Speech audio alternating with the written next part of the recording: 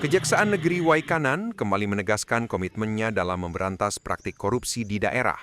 Kali ini, dua orang berinisial EK dan ZA resmi ditetapkan sebagai tersangka dalam kasus dugaan korupsi proyek pembangunan sistem penyediaan air minum atau SPAM IKK Pakuan Ratu tahun anggaran 2016. Kerugian negara dalam kasus ini mencapai 1,2 miliar rupiah. Penetapan tersangka dilakukan pada Senin 27 Oktober 2025. Keduanya diketahui merupakan pejabat pembuat komitmen dan pelaksana kegiatan asal kota Bandar Lampung. Kasus ini berawal dari laporan masyarakat pada awal tahun 2025 terkait adanya proyek nasional yang tidak dikerjakan hingga tuntas atau mangkrak. Hal itu terlihat dari saluran pipa besi dan generator yang tidak berfungsi sebagaimana mestinya. Menindaklanjuti laporan tersebut, tim penyidik tindak pidana khusus Kejari Waikanan kemudian melakukan penyelidikan dan berhasil mengamankan dua orang tersangka, yaitu Eko Kuncoro selaku pejabat pembuat komitmen dan Zainal Abidin sebagai pelaksana kegiatan.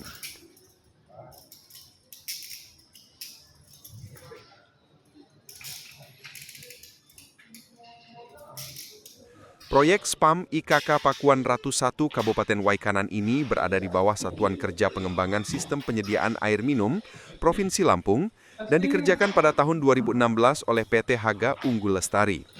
Proyek tersebut memiliki nomor kontrak KU 08-08-08-08-KTR-PPKMPAM 10-2016 tanggal 29 Februari 2016 dengan nilai kontrak mencapai 4,7 miliar rupiah.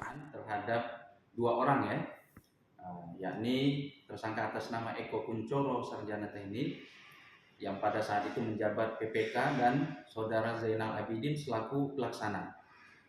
Kegiatan ini terkait dengan pengusutan tindak pidana korupsi terhadap pekerjaan pembangunan sistem penyediaan air minum SPAM IKK 1 Pakuan Ratu tahun anggaran 2016.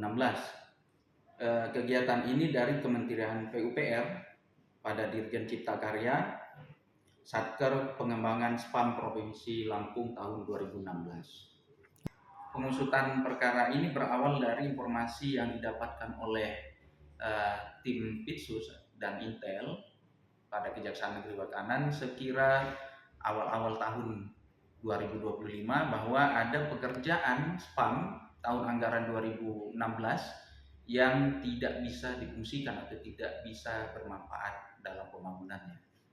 Kerugian negaranya 1,2 miliar berdasarkan perhitungan dari kantor akuntan publik Armen Mesta dan rekan.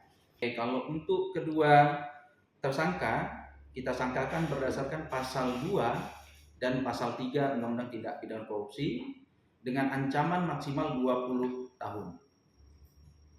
Saat ini kedua tersangka sudah kita tahan selama 20 hari ke depan dan kita titipkan ke Lapas Kelas 2 Waikanan. Baik, terima kasih. Jadi terkait dengan kegiatan ini, maka kami Kejaksaan Negeri Waikanan menghimbau kepada para pengguna anggaran agar dalam pengelolaan anggaran itu lebih berhati-hati dan dilaksanakan sesuai prosedur. Kasih Tindak Pidana Khusus Kejari Waikanan, Joni Saputra, didampingi Kasih Intel Rahmat Effendi dan Jaksa Penyidik menjelaskan, penetapan dan penahanan kedua tersangka dilakukan setelah penyidik memperoleh dua alat bukti yang sah.